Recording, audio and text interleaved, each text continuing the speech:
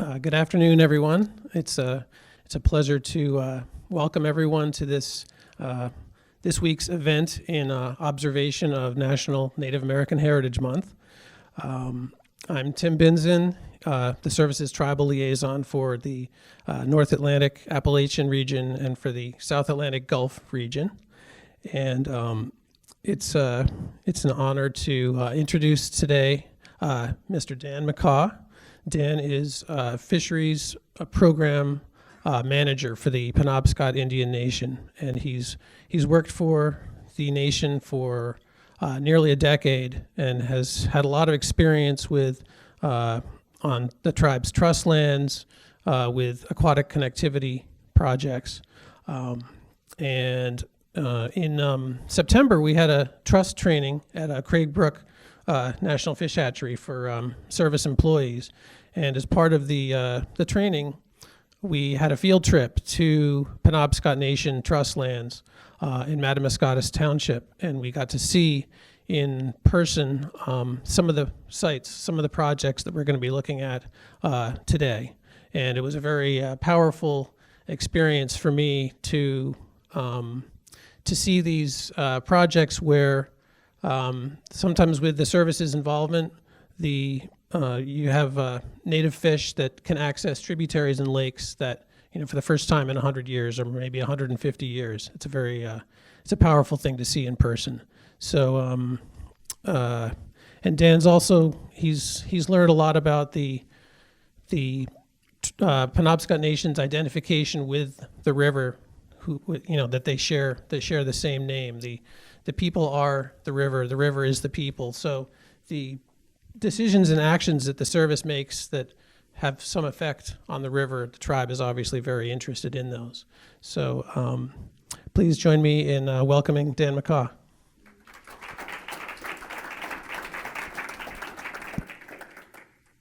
Hello.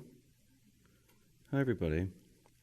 I'm sorry I wasn't digging on my phone to check my status. I had pulled up a story, and Tim, if you get a chance, I sent you an email a little while ago that had a little Word document, and if you could print that out and bring it to me, that'd be awesome. You don't have to do it right now, but sometime during the next little while, that'd be great, because it gives a lot of background information. It was a story I wanted to tell. Anyhow, yes, my name is Dan McCaw. Thank you so much. I want to tell you a little bit about myself before we get started, and then we'll jump into my presentation. But before that, working as a tribal employee, I'm not a tribal person. My mom is English and my dad is Irish, and we are colonial invaders from across the pond, as most of us in this room seem to be. And I don't use those terms just to be silly, although mostly just to be silly, but that's just the reality. So I live in a landscape now. I live in the Penobscot River drainage. I live in a landscape that my ancestors did not live in. I live in a landscape that my ancestors came about only in the past couple of 100 years. But I have the pleasure of working with Penobscot people, Penobscot Nation people, whose ancestors have inhabited that landscape since the last ice age, 10 to 12,000 years, and certainly the archaeological record would support that. So when I speak to tribal people and I talk with tribal elders and tribal youth, it is always with a great sense of reverence and jealousy, I suppose, on my part for the connection that they must feel.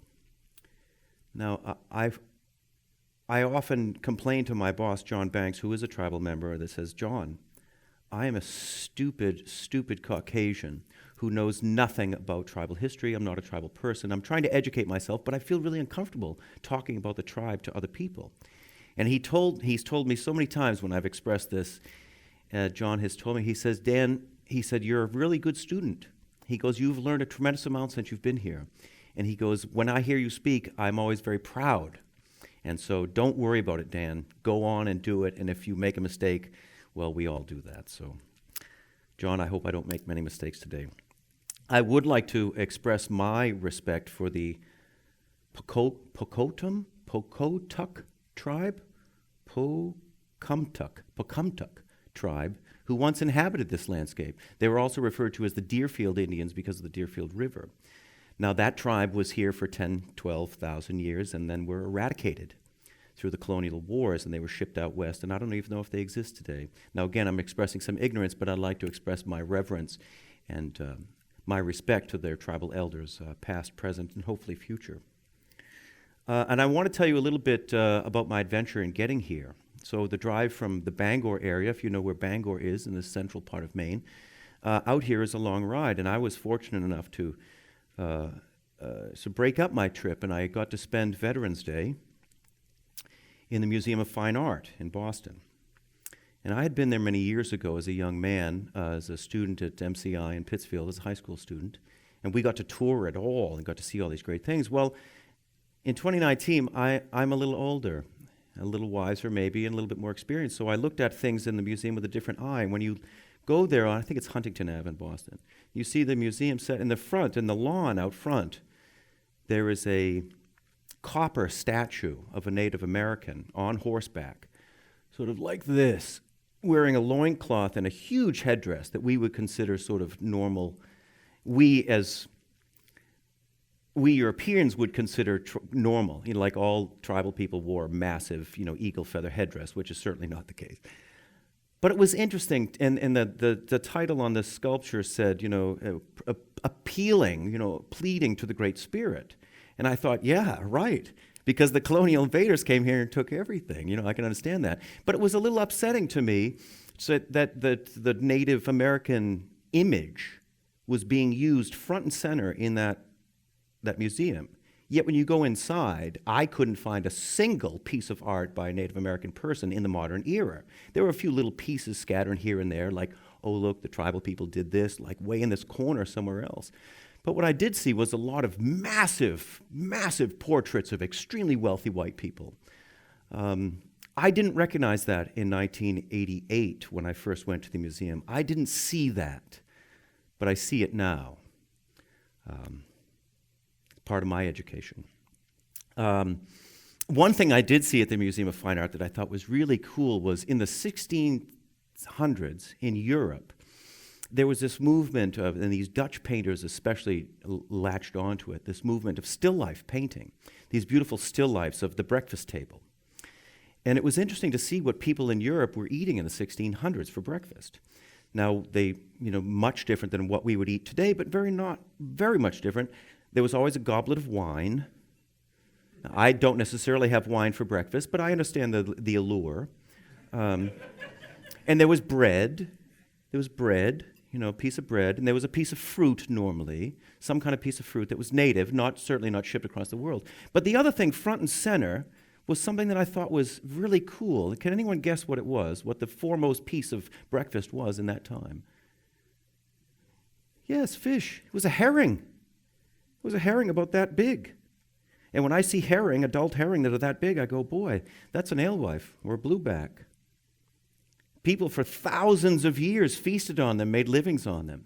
And now here we are in 2019 trying to bring them back. Certainly to the state of Maine, we're trying to bring them back. So it's nice to see that this is something that was historically important. Maybe we've forgotten, but to try to bring it back to the forefront today. And another piece, I made some notes, last-minute notes at the hotel this morning to try to get, before I jump into the pictures. Fish don't scream. Fish don't scream. I have taken many brook trout in my hands, this big, grabbed them underneath here and snapped their neck just like that, and put them in the frying pan and eaten them. I have bludgeoned smallmouth bass as a youth over the head with a stick and took them back home and cooked them and fed them to the cats. They never screamed once. They were always very quiet.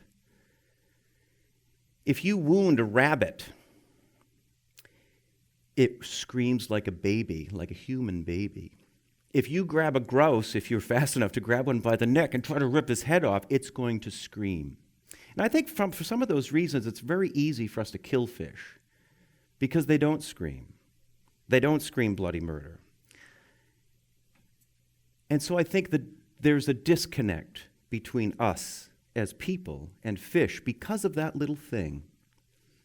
If that fish screamed bloody murder when you tried to break its neck, you would, oh boy, you'd lean back. I remember as a youth on the Semascook River, a buddy of mine, this large bullfrog, and he put this lure in front of its face and it caught the bullfrog in the hand and the webbed foot. He grabbed it up. I was maybe 9 or 10 at the time, and he tried to get the hook out. And the hook just didn't want to come out because of the barbs in it, in the front foot of this frog that was quite large. So he did something that I will never forget. My younger brother was there, and he'll never forget either. He grabbed the line, grabbed the frog, and went like this to pull that hook out through the webbed fingers of the frog's hand. That frog screamed bloody murder, and all of us chilled and got icy white, like, oh my God, what have we done? Please don't don't do that again, please. So these are the kind of things that bring my mind as to where it is today. Anyway, so fish don't scream. Tribal people have challenges today, and we used to eat alewives like crazy. Anyway, my name is Dan again. I grew up in Maine. I was born here in the Commonwealth. I lived in Saugus for a few years when I was really young, and my dad brought us all to Maine in the 70s, which is a long time ago when I and my siblings were all very young. And so I really grew up in Maine, was schooled in Maine, went to the university, and have lived most of my entire life and my career in Maine. It is who I am. We all have our reasons for doing what we do, and that's why I put this first slide up. That's my son on the right-hand side at his birthday party.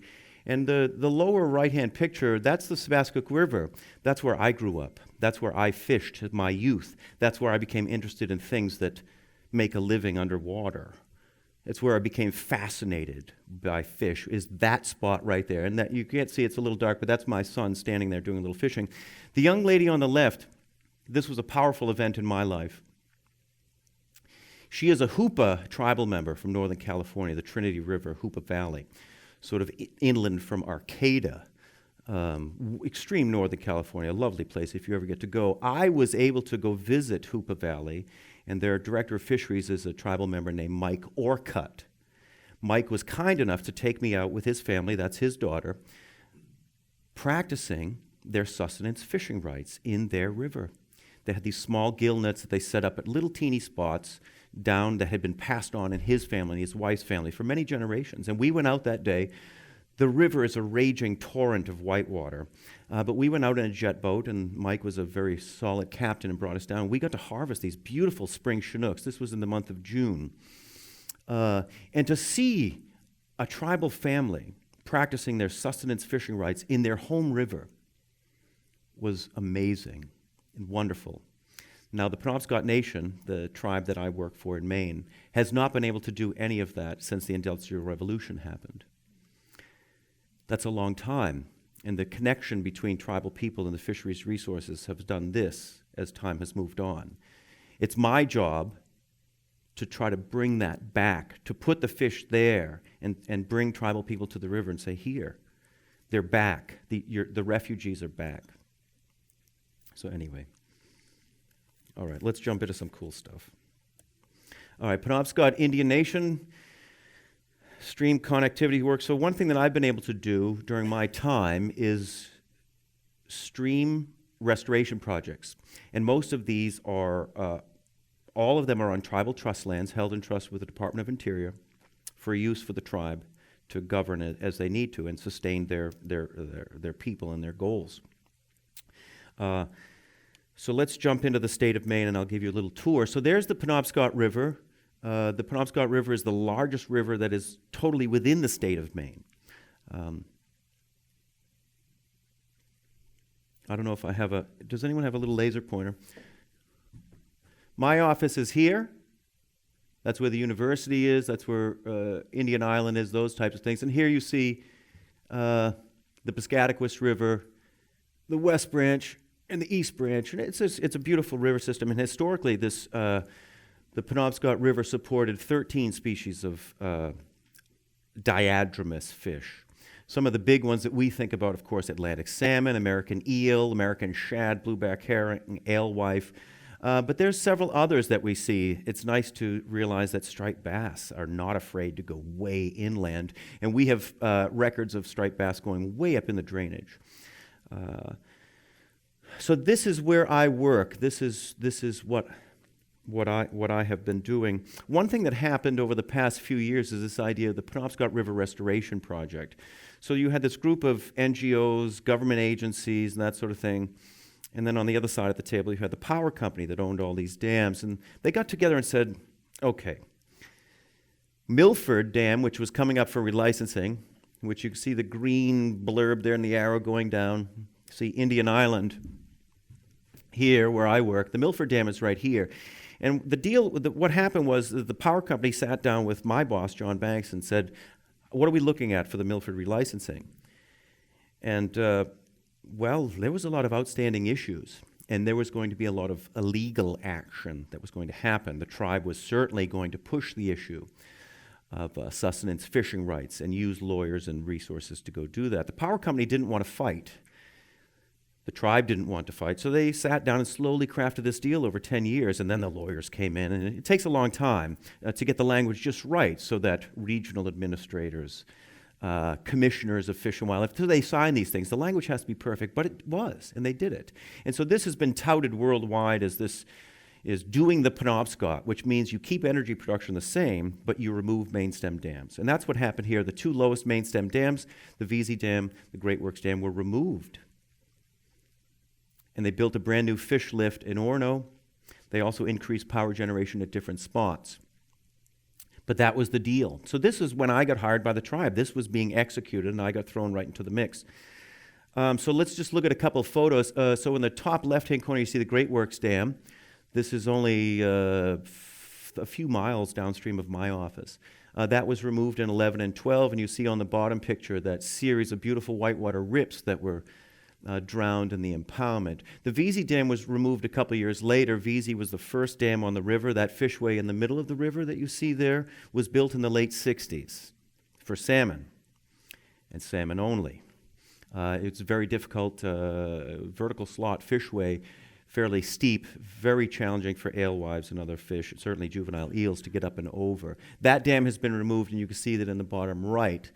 Which is wonderful. It's opened up a great deal of habitat. One of the other things that happened was, this is a dam. You see the dam going diagonally across the screen this way.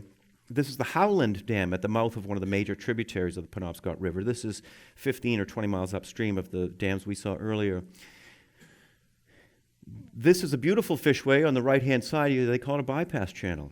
So now normally if there was a hydroelectric facility there up and running, this hydro was decommissioned, the turbines were removed. The town wanted to keep the dam because they had a lot of homes on the impoundment. So this was the compromise. We'll build a big bypass channel and pass massive amounts of flow. That's one of the most beautiful fishways I've ever seen. When you try to get fish to go through a door this big, that's made out of concrete, and the whole building is going because of the turbines, fish don't know what to do, and they really get freaked out. And I realize that's a lot of technical talk, but it's true. And if I was a fish and I came up to a dam and I had to look for a window that was this big, boy, I probably wouldn't find it either. And then once I get in there, probably be so freaked out that I'd want to go back out. So I get it. But when you do a big bypass channel like this, it's just natural river, and so this is a lovely thing, and I wish we had the opportunity to do this everywhere. Unfortunately, the power companies would not agree to dumping that much water out that could be used for electrical generation. And you don't have the room. Most dams are built dead downtown, right? And you'd have to blow out the local whatever in order to create a bypass channel. But there are some times that it can work. Now, this slide is really ugly. I apologize in advance. I did highlight 2014 in red because it's very important. In 2014, the lower dams had been removed, and the modern fish lift, which was designed to pass all species of fish at Milford, came online. And the one thing that I really want you to look at is the river herring number right here in the middle. So here's a fishway, a vertical slot that wasn't designed to pass herring. Here's a fishway that was. And you see how these numbers grow. This number is not quite correct. I think it's a little more like 2.1, but I haven't got the final report yet. They just closed the fishway at Milford the other day. So the state of Maine, knowing that passage was going to come, they had a new fishway, they started seeding the drainage. And we often say, because I'm a salmon biologist and I work with alewife biologists, that salmon biologists, you put 10,000 salmon in, you get one back. In the herring world, you put one herring in, you get 10,000 back. It's lovely. That's why salmon biologists, they go to counseling all the time. They have substance abuse problems. But alewife biologists, they're like the Buddha, the permanent grin, the big belly, So I'm trying to shift myself over to that side. But it's been an amazing recovery on the river that I work in just because we opened the door. It wasn't because there was any magic involved here. We just opened the door to species that had been pounding their face against the VZ Dam for years. And we look at the shad numbers. The shad numbers, I lost a bet. I bet Joe Zedleski from the university that fishway would catch less than 50 shad. Well, in year one, it captured 800. Fortunately, Joe did not make me live out the bet that we had, which involved some near-nude running through the town of Orono in the wintertime. But you look at what the shad numbers have done. Certainly, 2016, you get that 8,000 shad. We saw shad up and down the East Coast in that year. Numbers being really high because the spring flows dropped very quickly and attraction was right at the fishways for all these things. But to think that those fish were just hanging in the lower river with this much of their historical habitat. Anyway, enough of that slide. It's really ugly. So let's just say, let me wrap that all up. We are on the cusp and really rocketing into one of the greatest restoration stories that I know of in the world. And maybe there are better ones, and that's probably hyperbole, but I'll stick by it. All right, our friends at NOAA created this thing called the Habitat Blueprint. And what they do is they select certain areas around the country where they will put money in to do habitat projects. Well, a few years ago, the Penobscot River and the Chop Tank River were chosen as the habitat focus areas. And some of these monies are still available. But the reason I throw this slide up is because some of the projects that I have done, we got help from NOAA to do this. So it's a very cool thing that not only is the tribe interested in the Penobscot River, but U.S. Fish is interested in our friends at the National Marine Fisheries Service. So also going on around this time, we're looking at 2014 through today, 2 new fishways built, one at Milford, one at Orono, which is on the Penobscot River. One's a side channel, one's the main stem. The Howland Bypass, which I just showed you that aerial photograph, that is complete and up and running. The Weldon Dam, which is the 3rd main stem dam on the river, the relicensing is still undergoing. It should have been done a year ago, but it's still undergoing because of our friends at NOAA trying to protect downstream migrating salmon smolts. It's been my experience, I don't know if does anyone here work in the FERC world, work in the hydro world at all? Brian does. Yeah. So it's an interesting game. And Brian's not involved in the game because he's a hardcore scientist. He's an engineer. He does evaluations, and it's just the facts. It's just the facts. But from my perspective, and the colleagues that I work with, the FERC is an interesting game because I sit at the table with the licensee on the other side. Now, the licensee on the other side is, this is the frontline infantry for the industry. And so we argue, we debate, we get mad at each other, call each other names, and all those kinds of things. But the referee is in Washington, D.C., the FERC. The Federal Energy Regulatory Commission. They're in Washington, D.C. They don't know what the game is. They don't know who the players are. And they get these letters that we send to them, oh, these sons of guns, and the tribe wants too much. How can they expect us to pass, these kinds of things? So it's a little bit of uncertainty, and it's a little frustrating, but that's the way that it goes. So the West Enfield Dam, 2nd dam on the river, the relicensing is ongoing right now. This morning, and I haven't had a chance to read it, they announced their study plan during the relicensing phase. Our friends at the university, which is on, as John Banks would say, unceded Penobscot territory. He likes to remind our friends at the university that they're on stolen land. They use the Penobscot River as their playground, and I mean that in the most respectful way because we are lucky, as Penobscot biologists are lucky to have the university right there because they do research over and over and over again on the river with the species we want at places we want. And when I say we, I mean the big we, restoration interests in the river. So we're lucky to have them. And the state of Maine has started their alewife stocking many, many, many years ago. So this is sort of just to give you a little background what all that's brewing in the Penobscot River. Now, what I want to take you through is some tribal projects, specific projects that we have done on tribal trust lands in order to increase connectivity and help the restoration of numerous species of diadromous fish and also to benefit the local fish. Now, brook trout is a sort of, they say the word iconic is used way too much. Brook trout are an iconic species in the state of Maine. Everybody loves them. Everybody knows them. Everyone would try their best to defend them. Well, brook trout migrate seasonally. Okay, so do white suckers. So fish passage is not just for sea-run fish, it's for everybody, every fish. So we have done some lake outlet reconstructions, culvert projects. The alewife stocking was first started on tribal lands all those years ago, and Atlantic salmon egg planting we'll chat about that a little bit too. So this is a map. You can see the main stem Penobscot River in the lower right-hand corner. Tribal headquarters where I work is maybe 40 miles downstream. So this is upstream. The blue box represents tribal trust lands. And what is really cool about this chunk of tribal trust land, which Tim talked about earlier, this Madamascontas parcel, is Madamascontas Stream, which in the tribal tongue, the Penobscot tongue, means place of many alewives, didn't have a single alewife in it up until 2010 because it was all blocked off, and that's when sort of the stalking happened by the state, and the tribe was like, yes, please, you can stalk them in our lakes. We'd love that. I mean, they're native. We want to support that. However, this landscape was historically managed as forest land, timberland. So there's a massive network of dirt roads that cover this landscape. Now, you can't really see it, but Madamascona Stream snakes up through there and has many beautiful cold water tributaries.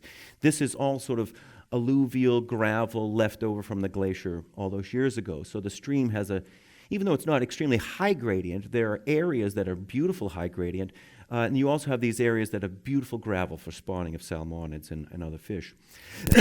So what the tribe is trying to do, and I have tried to do, is use this as our focus area. And the goal was to cure every fish passage issue on this landscape within this little drainage that the tribe has control over. And we have made a very honest effort in doing those things. So I'm going to show you a few pictures, many, many pictures. Here's the Madamascontas Lake outlet. Now, Madamascontas Lake, Madamascontas Stream, this is the first project we did. Now, when they stocked alewives in 2010, they put adult alewives up in the pond. We had a really low flow summer. So as these juvenile alewives were trying to come out, and the adults hopefully had already left, they were running into this. Now the lake is way in the background. You see the timbers there. What there was in this area, there was a berm that went off into the woods on both sides, and right in the middle was a timber crib dam. So they'd use these big logs, fill them with boulders. It was classic textbook log driving structure that had crumbled and fallen into disrepair. So the stream, instead of flowing over it or trickling down through it, was sort of sieving underneath it because of that big, big substrate that was dumped in there.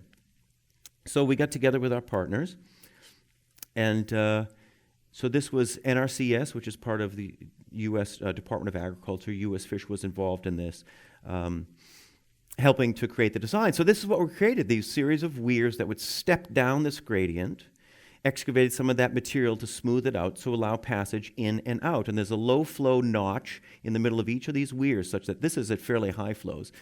So that as the flows drop, you still have a tongue of water that provides passage in and out for all fish. But we were really thinking sort of alewives at that point in time.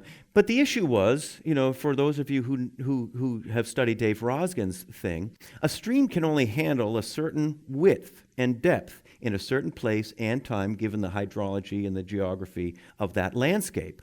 A stream can only keep the channel clear if it has enough water and enough power to do it. So if you go in and create a really big wide channel and say, here goes stream, go through it, well, that stream can't keep it clear. So it's going to dump sediment in it until it finds that dynamic equilibrium where that stream where the stream will dump sediment and then clear sediment, seasonally.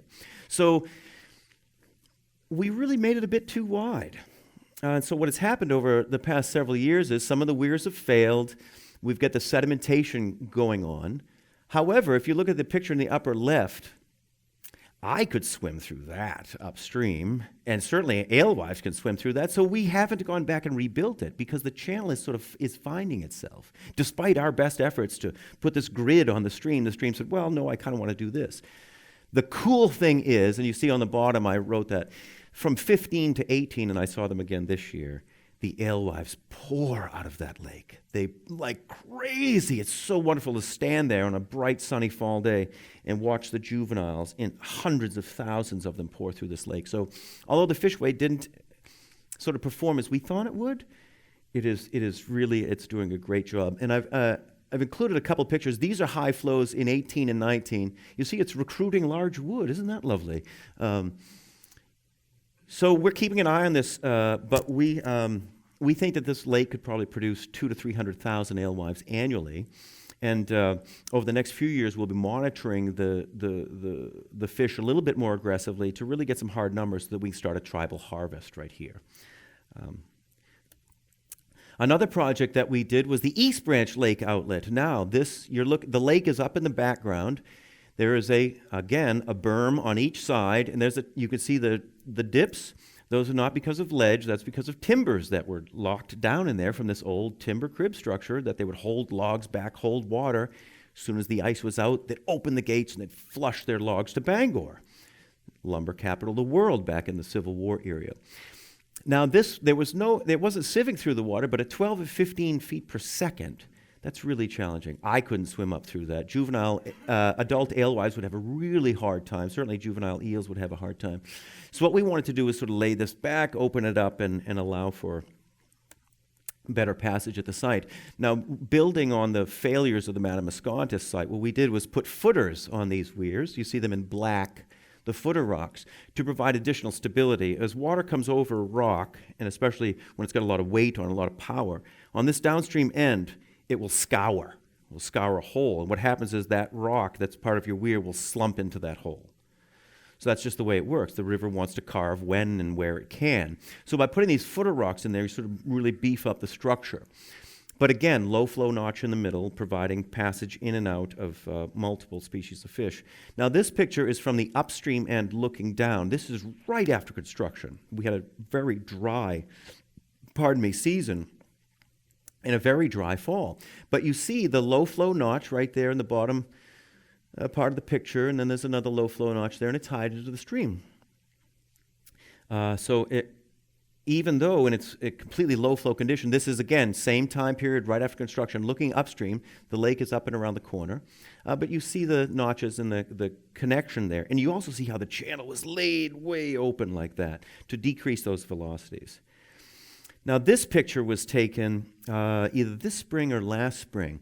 This is looking upstream into the lake. The lake is sort of around the corner, but this is our first 2 weirs, and you see them fully inundated with these flows. And this is exactly what was predicted by the U.S. Fish and Wildlife engineers at the time, looking at the hydrograph for the area, that the weirs would get inundated, but you're still keeping the river in the channel. You provide a beautiful passage. And I have seen brook trout, smallmouth bass, alewife move in and out of these pools with absolute ease, just like, oh, zip up here, zip down.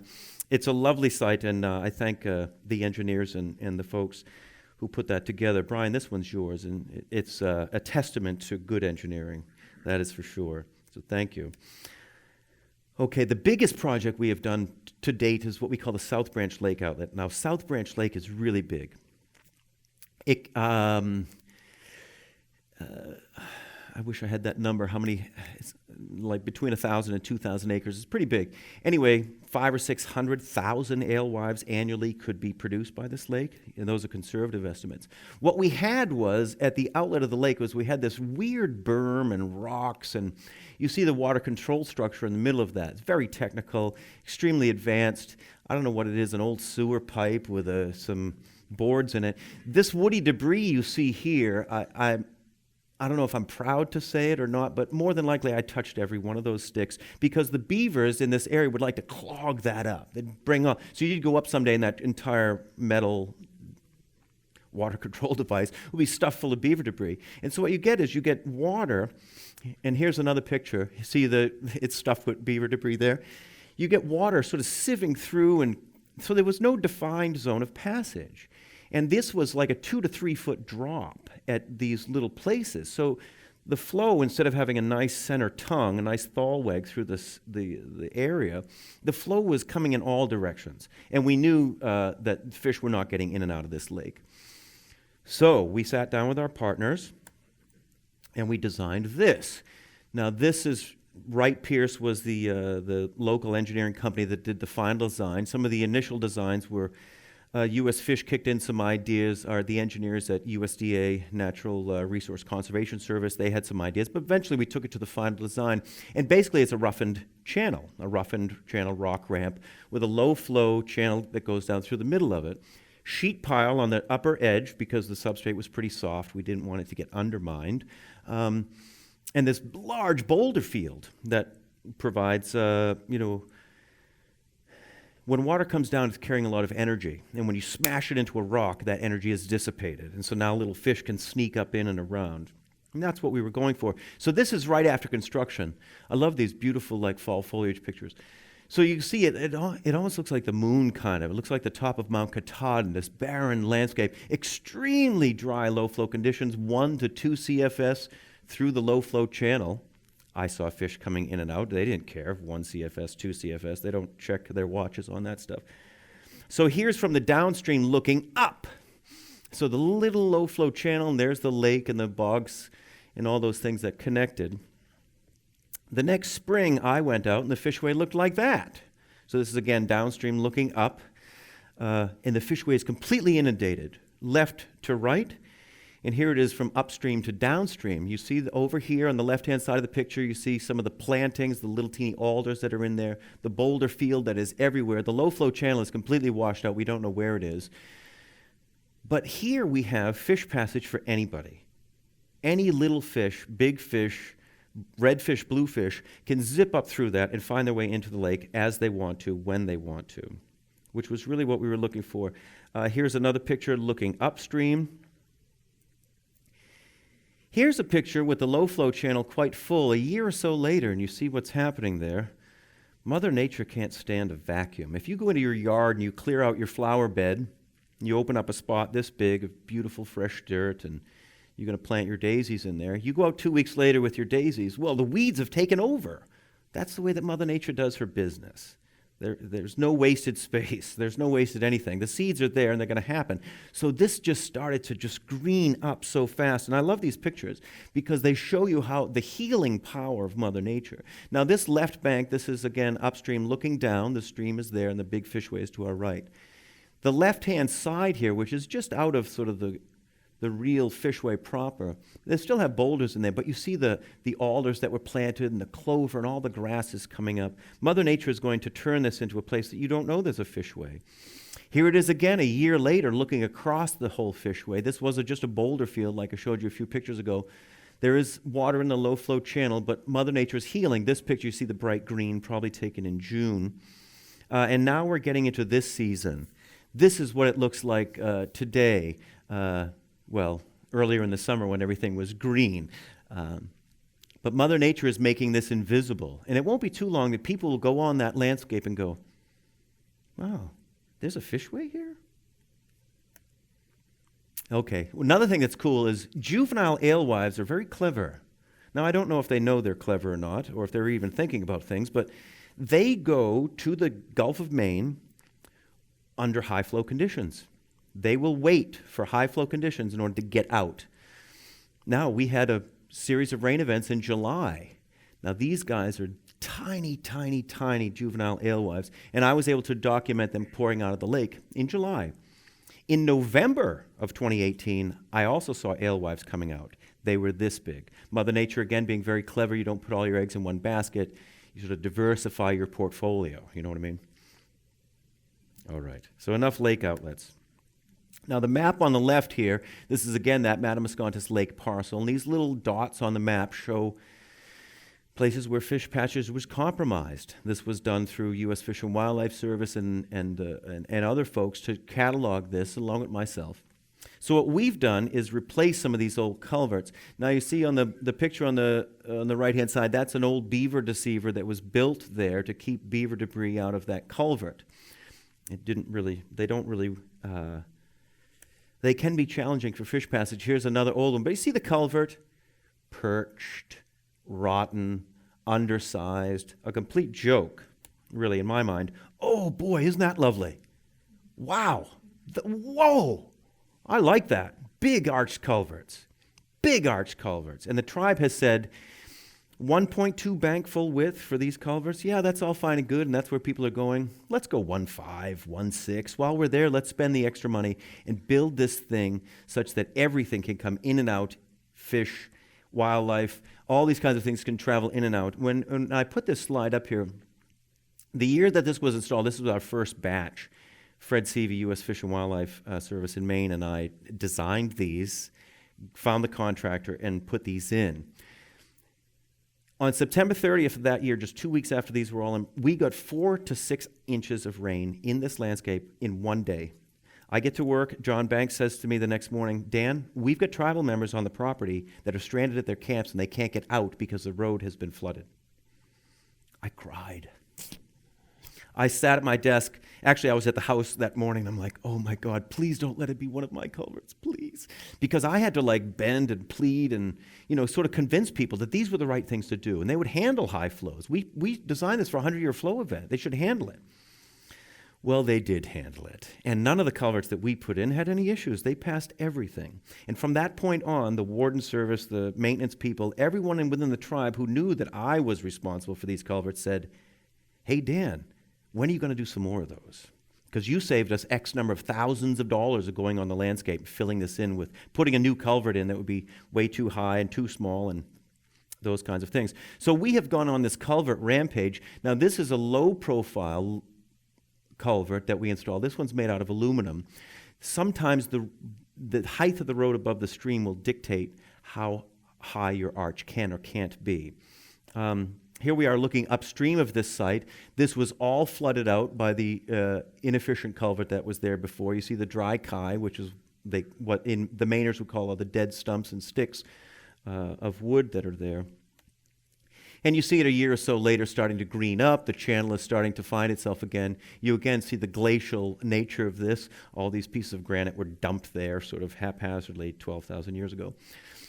Another thing we also do is build bridges where culverts are not quite the most cost-effective solution. This is a bridge with concrete waste block abutments with steel I-beams and then this wooden decking. This is very classic timberland sort of bridges that you see in Maine, in forested lands. The handsome boy there is my son. He and I got a chance to look at this after construction. One thing that happened in this, and you see where my son is standing, you see the yellow paint on those rocks. Those rocks were intentionally put there because this stream is about 30 to 45 degrees. It's very steep. And what they wanted to do was create a little bit of a breakup of that energy and sort of step it down. So this was an NRCS USDA project. This is us looking upstream underneath that. You see these veins of rocks that go across to provide that sort of stepping down, this pool weir sequence, this cascade that is very common in these high gradient. As we were doing this project, and you have sort of the water shut off, and there was very low flow during construction. There were brook trout on the downstream end trying to get up into the job site, and they were just little guys. But it was nice to see that at the end of the project, and I go talk to them like, don't worry, a couple more weeks, But it was nice to see that there were fish there that wanted to come through here. I wish I had a picture. What was here before was a concrete box culvert. And what the maintenance department did at the time was cheap and easy. So they went to the stream, said, boy, we've got to do something here. So they dumped in a couple feet of gravel, smoothed that all out real nice, then put the box culvert on top of it, and then people just drove across the concrete. Well, the stream decided it would blow out that gravel that was underneath the culvert, so the stream was going down underneath the culvert and then resurfacing on the other side. And fish, in my experience, don't like to swim through dark tunnels very much. So it was a big issue, but we got it cured. All right. I'm coming close to the end of my presentation, but I've got some really cool pictures to show you. And again, the healing power of Mother Nature, what we're doing on the landscape. So this is right after construction. This is a tiny stream that crossed the Woods Road. This pond, when Fred Seavey and I from U.S. Fish surveyed it, 6 or 8 feet deep in the middle. A lot of times I had to go out there with the little prism in a canoe with an extra long pole, and so Fred could get his points. But we knew that there was a little stream underneath there, and you see again the dry kai, which the Mainers would call it, this dead stumps because the area was flooded. Trees don't live underwater very well. So we reconstructed it, put this massive, beautiful arch culvert in there. And so this is right after construction. This is looking upstream.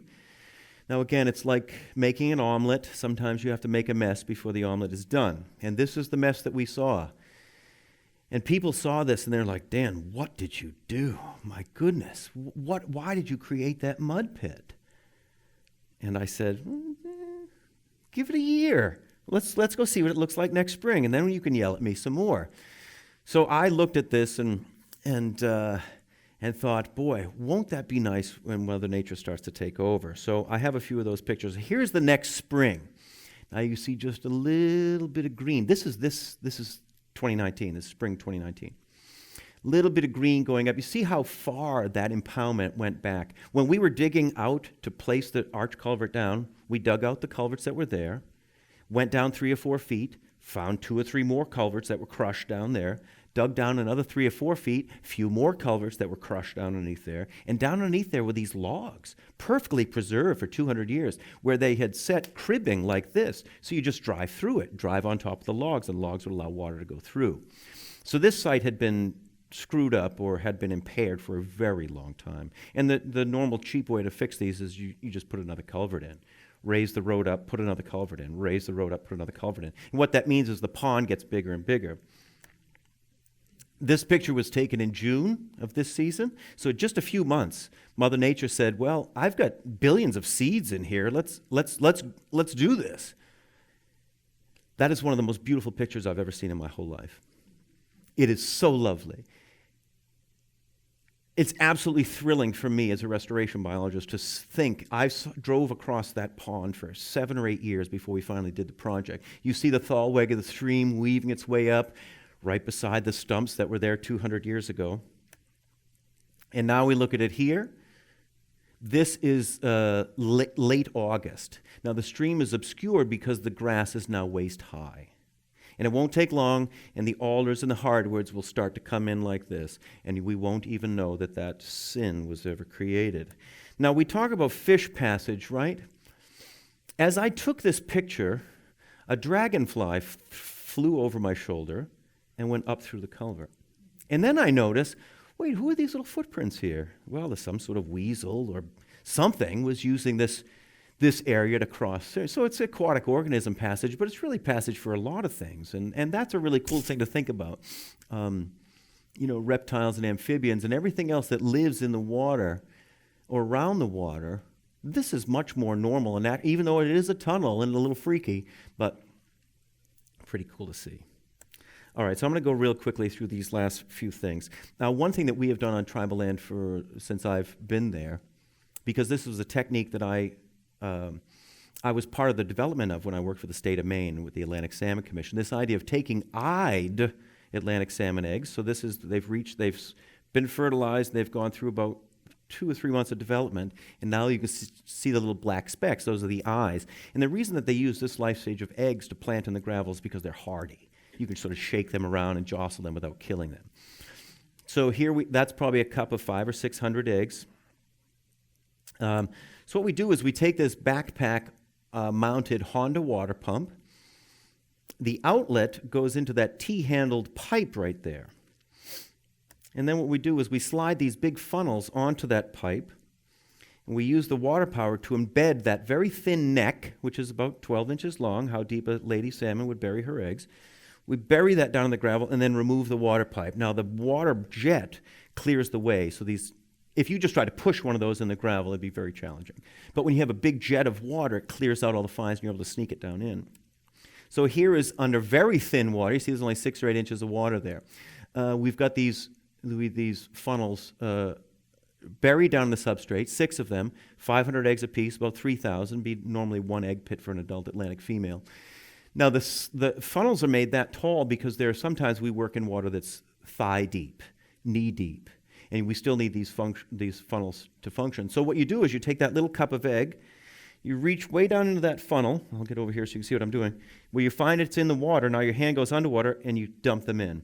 And those eggs are slightly negatively buoyant. So when you dump them in the water, they will slowly trickle down. They go down through the neck, down into the gravel, a foot down, and they sit there. And after a few minutes, you go over, take the funnel, and pull it up, and sort of the gravel crushes around it like that. And this has been used all over the Penobscot River, the Sheepscot River, the Kennebec River, as a way to introduce juveniles into the environment and give them the most amount of wild exposure. Now, you could coddle these eggs in the hatchery and raise up little fry and then stock them. Very inefficient way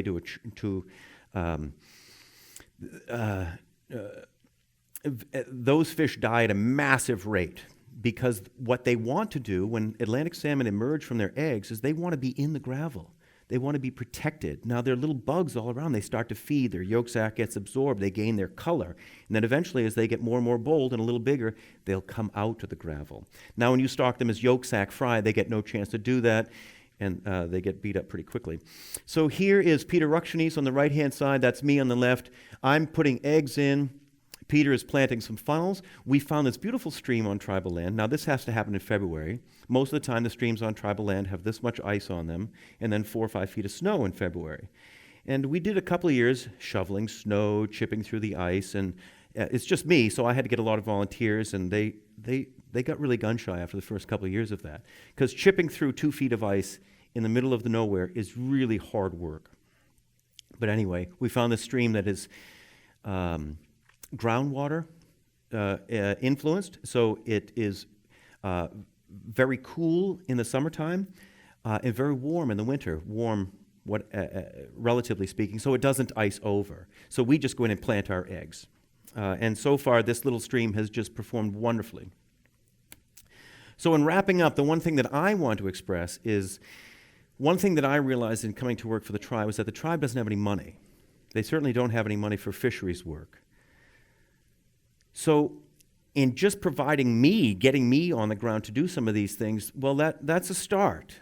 But we have no money to do these projects. The tribe doesn't. So you need to partner with anyone and anyone you can in order to do this as a collaborative effort. And I like to tell people that, let's say a tribal wildlife grant that keeps me going, keeps my department going for a couple of years, about $100,000 a year.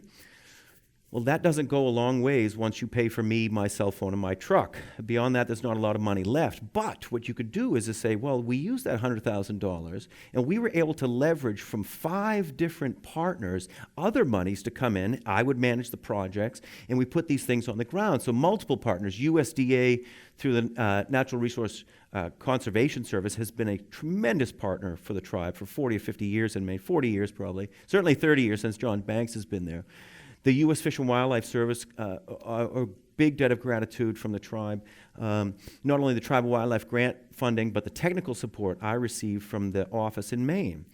And also this idea of cooperative agreements that have been negotiated between the tribe and U.S. Fish to provide on-the-ground money for discrete projects, and that has helped us going. So another partner is National Marine Fisheries Service. NOAA Fisheries, of course, they are entitled or are charged with protecting and restoring Atlantic salmon in Maine. They're a very strong partner of ours. The Nature Conservancy is an NGO group internationally. They like to fund non-controversial fish passage projects, so I like to keep them really close. The Atlantic Salmon Federation, now they don't exist in Massachusetts now because there's no salmon here anymore.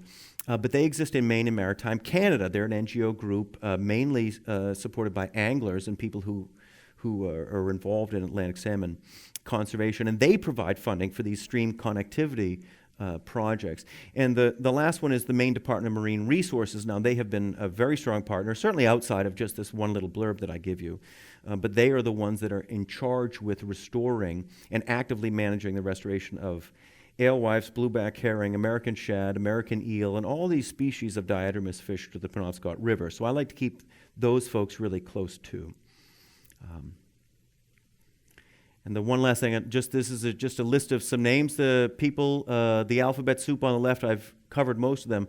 The PRRT is Penobscot River Restoration Trust. That was the entity that was organized to execute the Penobscot River Restoration Project, which had a lot of paperwork shuffling that happened.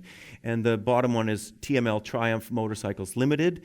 We all need our free time, and that's what I do, is ride on my bike. And I thank John Banks twice on the list, because without John Banks, I wouldn't be here today. Without John Banks, the Penobscot River would not be in the shape it is today. And if you don't know John Banks, you better get to Maine and talk to him soon, because he has been threatening retirement for about 1.5 years now. And I've begged him and I've bribed him, and so far he's staying. But that won't last forever. And that's my happy place on the lake in Maine. So I thank you very much for your time today. We have a little bit of time for questions, and I'll stay here as long as people want to talk about all things. So thank you.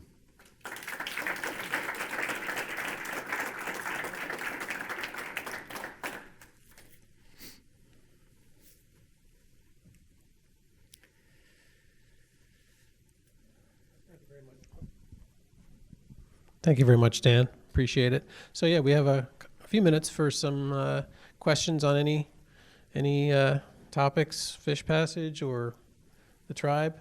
Penobscot River in general.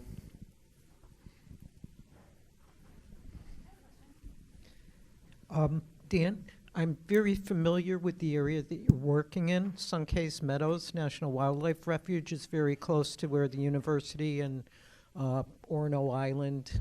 I've actually been to the island myself. I wonder if there's been any movement on the part of the Penobscot to look into, once the fish come back, the possibility of doing some guiding. I have a cousin that's a guide in New York State, and you're required in, I believe, many tribal lands to have a Native American guide from that tribe. Is that correct? I think in some areas that's extremely correct. And certainly in Maine, if you wanted to hunt big game on tribal lands, you have to have a tribal member either as a guide or as your sponsor to be on there. Now, for fishing purposes, the tribe have left Atlantic salmon alone for many years because of their endangered status, even though the tribe can take them as part of their sustenance fishing rights. I think if we ever got to the point where Atlantic salmon were getting up onto tribal lands and we had a self-sustaining population, I think the tribe would very much think about that. Let's bring some folks out. It's a great PR. We can get some money into local guides. But right now, I don't think the fishery has rebounded enough that we're ready to do that. But it certainly is on the radar. And the guide system, the idea of taking people on tribal lands with a tribal guide, is definitely established in the tribe, in the wildlife area. But we have moose and deer on the landscape, whereas we don't necessarily have Atlantic salmon on the landscape. So I think we would get to that point if Atlantic salmon recovery continues to move forward. And you could also do catch and release as well. Absolutely. Thank you. Absolutely. Thank you for the presentation. I'm Margaret. Hi, My Margaret. question is about the fish passage issues you found in the Penobscot area. So how many square acres, or what was the acreage of that area, and how many barriers per acre did you see, and do you think that was representative of other places which were historically used for timber in Maine? Excellent question. Barriers per acre, I don't think I can give you that one. But the one thing so in this landscape here, we're looking at Penobscot Stream again. It is exactly the same here as it would be throughout most of the state of Maine. Any area that was managed for timberland has the same road structure, the same road network, and the same culverts that were done just to get trucks through at a seasonal time. So there's probably 30 or 40 impaired road stream crossings on this. Some are worse than others, and we have ticked off the biggest, dozen right off the front, right at the start, but we're going to continue to do that. What was the other part of your question? Whether that area was representative of other areas used for timber in Maine? It is exactly representative. When Thank we you. see this, the agencies that have looked at road stream crossings across the state of Maine, there are thousands and thousands and thousands of them. It's like, we talk about salmon and these diadromous fish. It's a death of 1,000 cuts, but it's not. It's a death of 40,000 cuts, because every time you take a little bit of stream away, you're relying on the salmon to make their living in a more truncated version. And it's non-sustainable. It's that portfolio effect. The rivers in Maine support each other. If you had a log jam in one of the down east rivers and these adults couldn't get in, they're going to back out and go to the river next door. They're going to go up into another tributary. If you think about the Penobscot River, 80,000, 120,000 Atlantics came up that river historically. These are all guesses because no one really knows. But based on the habitat, if you get 4, 5, 6% of those fish to stray, now you're talking thousands and thousands of fish that go up into these small streams and rivers because they're Penobscot strays. So we're trying to put it back together, but yeah, you're correct. These problems are ubiquitous across the landscape in Maine. You're welcome. Anyone else?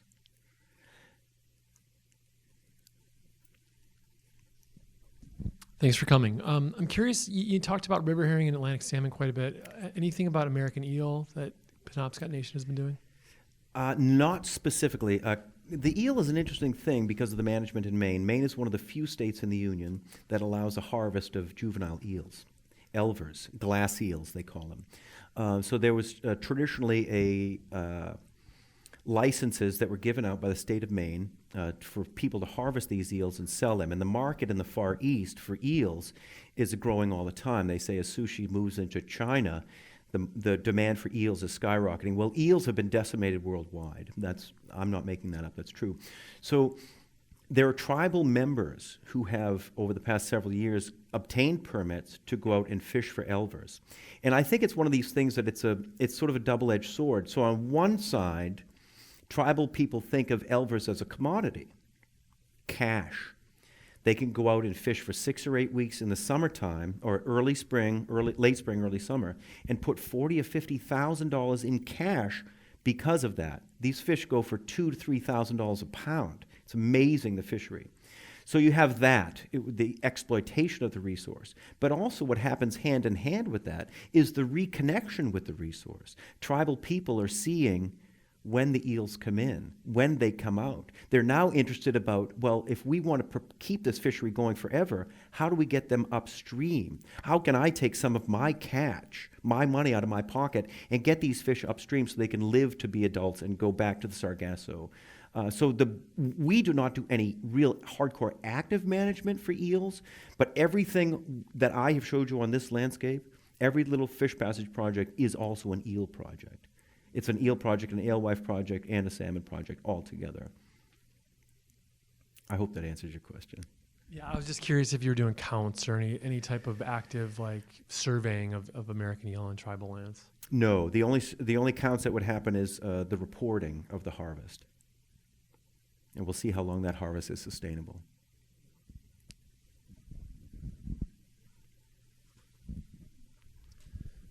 Well, thanks, Dan. We're Thank past you. the hour, but anyone who has more questions for Dan on any topic is welcome to stay a little while longer. So thank you, everyone, for attending. Thank you. Appreciate it.